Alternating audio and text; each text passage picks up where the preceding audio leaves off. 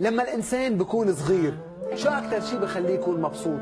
مبسوط يحلم. بشو كنت تحلمي؟ كنت أحلم أطلع على التلفزيون. من أنت وصغيرة؟ ليه بدك تطلع على التلفزيون؟ عشان يشوفوني كل أصدقائي. بس ليه بدك أصحابك يشوفوك يا شام؟ لأن أصحابي بسوريا وأنا بلبنان. شو بدك تقولي لأصحابك بالشام اللي عم يحضروك؟ هلا إيه؟ بحب أقول لهم إنه إن شاء الله بنلتقى سوا ونجتمع سوا.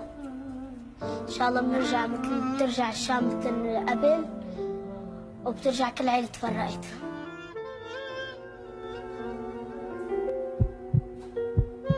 كأنه شيء بيجرحني.